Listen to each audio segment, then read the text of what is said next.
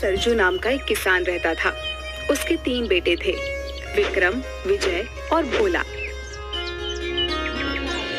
विक्रम और विजय काफी समझदार थे। वहीं भोला को सब भोंदू बुलाते थे, क्योंकि वह बहुत सीधा था और मूर्ख भी था। बेटा, अब मैं बूढ़ा हो गया हूँ, मुझसे काम नहीं होता। बेटा भोंदू बहुत सीधा है, मुझे समझ नहीं आता वो क्या करेगा। साथ ही गांव के जमींदार की नजर हमारी जमीन पर है, पता नहीं कैसे सब कुछ सही होगा। दादाजी की जमीन पर पता नहीं कैसे उस जमींदार ने अपना नाम लिखवा लिया है। आप चिंता मत कीजिए पिताजी, कोई ना कोई हल जरूर निकल आएगा। और इस भोंदू का क्या ही करूं पिताजी, भोंदू को तो कुछ भी नहीं आता। अगर कोई काम दो तो सब उल्टा ही करता है। पता नहीं भोंदू इतना मूर्ख कैसे हो गया, जबकि हम दोनों भाई इतने समझदार हैं। कहां से मूर्ख दिखता हूं मैं तुम लोगों को? कल तुमने हरिया चाचा को क्यों मारा इतना? हरिया चाचा ने बोला मुझे चप्पल दे, मैंने उनकी बात मानी और उन्हें चप्पल दी। वो चप्पल पहनने के लिए मांग रहे थे, तुमने उन्हें चप्पल से मार ही दिया मूर्ख। इसे तो ये तक नहीं पता होता कि किसी इंसान से कौन सा काम करवाना है। मैंने इससे कहा जा खेतों से अनाज काट कर लिया। मैंने जाकर देखा ये बैठकर एक एक दाने को चाकू से काट रहा था। हाँ तो क्या, तुमने ही तो कहा था अनाज काट कर लाओ, वही तो मैं कर रहा था। भोंदू, तुझे बात समझ नहीं आती क्या? अनाज काटना यानी कि फसल काट कर लेकर आनी थी तुम्हें। पिताजी मैं तो वही करता हूँ जो मुझसे कहा जाता है। अब ये लोग ही मुझे गलत चीज बताए तो मैं क्या करूँ? भोला के पिताजी को हमेशा भोला की चिंता लगी रहती थी। हे भगवान, पता नहीं भोले का क्या होगा, आप ही मेरे भोले की रक्षा कीजिए। किसान बूढ़ा हो गया था, इसलिए उनका निधन हो गया। अब भोला का कोई भी सहारा नहीं था। दोनों भाई भी भोला का मजाक उड़ाते रहते थे। ओ भोंदू, इधर आ, मेरे लिए पानी लेकर आ। ठीक है भैया, ले आता हूँ। भोला बड़ी सी बाल्टी में पानी भरकर ले आता है। अरे मूर्ख, बाल्टी में पानी भरकर क्यों लाया है? मैंने तो पीने के लिए पानी मांगा था, गिलास में ला कर दे। एक बार में कोई काम सही से नहीं करता तुम इसे बोलते ही क्यों हो कोई काम? किसी काम का नहीं है ये, बस मुफ्त की रोटी तोड़ता है और खाली नुकसान कराता है। चल जा यहाँ से। भोला दुखी होकर वहाँ से चला जाता है। अब तो हर रोज भोंदू के साथ बहुत बुरा व्यवहार होता था। गांव वाले लोग भी भोंदू को मूर्ख बनाकर अपना काम निकलवा लेते थे। भोला बेटा, मेरे कमर में बहुत दर्द है, जरा मेरे खेत जोत देगा तू? काका, खेत जोत लूंगा तो आपका कमर कैसे ठीक हो जाएगा? उसके लिए तो कमर दबानी पड़ेगी ना। अरे भोंदू, कमर में दर्द है, मैं खेत जोत नहीं सकूंगा, इसलिए तुझसे बोल रहा हूँ। तू भी ना, तो ऐसा बोलो ना काका, खुद गलत बोलते हैं सब और फिर मुझे मूर्ख ठहराते हैं, बताइए। हाँ बचवा, हाँ हम ही मूर्ख हैं। जा खेत जोत, मेरे कमर की चिंता तू ना कर। भोंदू मूर्ख जरूर था, पर वह बहुत मेहनती था। वह सबकी मदद भी किया करता था। हालांकि लोग उसका सिर्फ इस्तेमाल किया करते थे। एक दिन भोंदू गांव के रास्ते से कहीं जा रहा था। अचानक उसका पैर रास्ते पर बैठे कुत्ते की पूंछ पर पड़ गया। वह सोया हुआ कुत्ता गुर्राते हुए भोंदू को देखता है और भौंकने लगता है। अरे बाप रे बाप, क्यों भौंक रहा भाई? अरे गलती हो गई, माफ कर दे। कुत्ता उसे दौड़ाने भी लगता है। माई रे माई, कहाँ फंस गया? बचाओ, कोई तो बचाओ रे। दौड़ते दौड़ते भोंदू जंगल में आ जाता है। वह जंगल के अंदर जाते जा रहा था। उसे पता ही नहीं था वह कहाँ जा रहा है। भोला भोंदू अपने घर का रास्ता भी भटक गया था। उसे जंगल की एक और लड़की दिखाई देती है जो सूखी लकड़ियों को जमा कर रही थी। ये कौन सी जगह है? ये तो जंगल है, आप यहाँ कैसे आ गए? यहाँ तो कोई आदमी नहीं आता जाता। मैं रास्ता भटक गया हूँ, मुझे नहीं पता मेरा घर कहाँ है। उसके बाद भोंदू ने सारी बात उस लड़की को बता दी। भोंदू की बातें सुनकर उस लड़की को पता चल गया कि भोला बहुत भोला है, जो अपने घर का पता भूल गया है। मेरा नाम रमा है। चलो कोई बात नहीं, जब तक तुम्हें तुम्हारे घर का पता नहीं मिल जाता तब तक तुम मेरे साथ मेरे घर चलो। मैं लकड़ियों को बेचकर अपना गुजारा चलाती हूँ, जो मिलेगा मिल बांट कर खा लेंगे, ठीक है? भोंदू खुश होकर उस रमा के साथ चला जाता है। लकड़ी बेचकर जो मिलता है वह लड़की खुशी खुशी मिल बांट कर खा लेती है। लेकिन भोदू का भोलापन अभी भी जारी था। वह अपनी हरकतों से सबको हंसाता रहता था। वहीं दूसरी ओर पता नहीं कहाँ चला गया वो भोंदू, मूर्ख कहीं का। एक तो खुद जमींदार ने हमारी जमीन ले रखी है।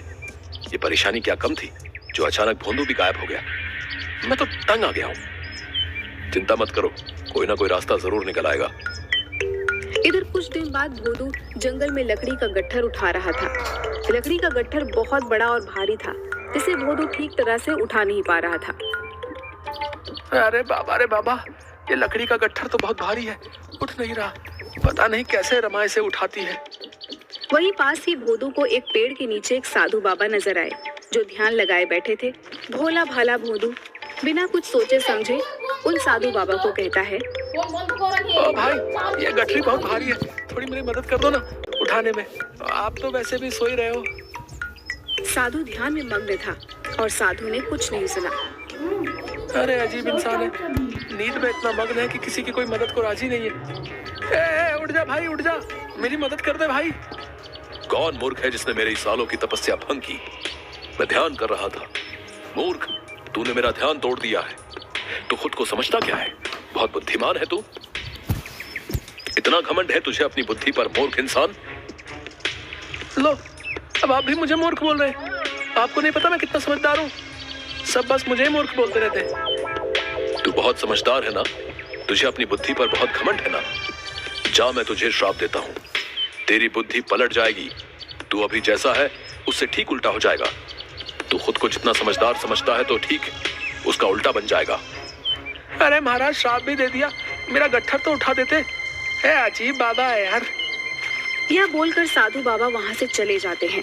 अचानक भोला ने अपने अंदर एक अजीब सा परिवर्तन महसूस किया, पर उसे समझ नहीं आया कि आखिर हुआ क्या। भोदू घर आता है। वहाँ रमा बैठकर लकड़ियों की कीमत का हिसाब लगा रही थी। आ गया, सारी लकड़ियाँ लेकर आए हैं ना? फिर रमा लकड़ी के पैसे जोड़ने में लग जाती है। 100 रुपए होने चाहिए। रमा, तुम गलत हिसाब लगा रही हो। झोपड़ी के पीछे जो लकड़ियों का बंडल रखा है, तुमने उसे बेचा ही नहीं है। और कल तुमने 2 गट्ठर आधे दामों पर बेचा था, क्योंकि वो गीली थी, इसलिए तुम्हारे पास अभी 50 रुपए ही हैं। हाँ, मैं तो भूल ही गई थी। रमा चौंक जाती है। आपने तो बिल्कुल सही हिसाब लगाया है। अचानक से आप इतने समझदार कैसे हो गए? भोदू ने रमा को साधु महाराज वाली सारी बात बता दी। असल में साधु का श्राप भोदू के लिए वरदान बन गया था। वो अब समझदार हो गया था। रमा यह सब सुनकर बहुत खुश हुई। आप बुरा ना माने तो एक बात कहूँ? अरे इसमें बुरा मानने वाली कौन सी बात है, कहो ना। आप मुझे बहुत अच्छे लगते हो और हमारा एक दूसरे से जान पहचान भी अच्छा हो गया है। क्यों ना हम दोनों शादी कर लें? अरे रमा, क्या सच में मैं तुम्हें अच्छा लगता हूँ? मुझे मंजूर है। इसके बाद रमा और भोदू दोनों पास के मंदिर में जाकर शादी रचा लेते हैं। एक दिन, अब मुझे अपने गांव जाना है रमा। ठीक है, आप चले जाइए। जाऊंगा, पर अकेले नहीं, तुम भी मेरे साथ चलोगी। तुम मेरी अर्धांगिनी हो, चलोगी ना? अब मेरे सब कुछ आप ही तो हैं। मैं आपके बिना भला कैसे रह सकती हूँ? भोदू रमा को लेकर अपने गांव पहुँचता है और अपने घर जाता है। वहाँ वह देखता है कि उसके दोनों भाई चिंता में बैठे थे। विक्रम भैया, मैं आ गया, प्रणाम। अरे भोंदू, तू कहाँ चला गया था रे? हमने तुझे बहुत ढूंढा। कहाँ था तू? और ये कौन है तुम्हारे साथ? भैया, मैं गलती से जंगल चला गया था, वहाँ रमा ने मुझे सहारा दिया। अच्छा हुआ तू आ गया, पर क्या फायदा? हम तो बहुत बड़ी मुसीबत में फंसे हुए हैं। मुसीबत? कैसी मुसीबत भैया? पिताजी की पूरी जमीन जमींदार ने अपने नाम करवा ली है। अब हमारे पास जमीन का एक टुकड़ा भी नहीं है जहाँ खेती करके हम अपना गुजारा कर सके। पिताजी की जमीन जमींदार ने हथिया ली है। आप चिंता मत कीजिए भैया, मैं वो जमीन छुड़वा लूंगा। तू छुड़वाएगा जमीन? तेरे जैसा मूर्ख ऐसी बातें कर रहा है, सुनकर हंसी आ रही है। आप मेरी बात तो मानो भैया, मैं जमीन जरूर छुड़वा लूंगा। मेरे पास एक योजना है। भोदू अपनी योजना बताता है। भोदू की बात सुनकर दोनों भाई दंग रह गए और सोचने लगे कि भोदू इतना समझदार कैसे हो गया है। उन लोगों को रमा ने साधु के श्राप के बारे में बता दिया, जो श्राप भोला के लिए वरदान बन चुका था। भोंदू, जैसी योजना तुमने बनाई है हम वैसे ही काम करेंगे। मेरे भाई, तू ही हमें इस मुसीबत से बचा सकता है। भाई आप फिक्र ना करो, अब देखो उस जमींदार को सबक कैसे मिलता है। अगले ही दिन गांव में यह खबर फैलती है कि भोला के पिता के खेत में एक चुड़ैल रात को घूमती है।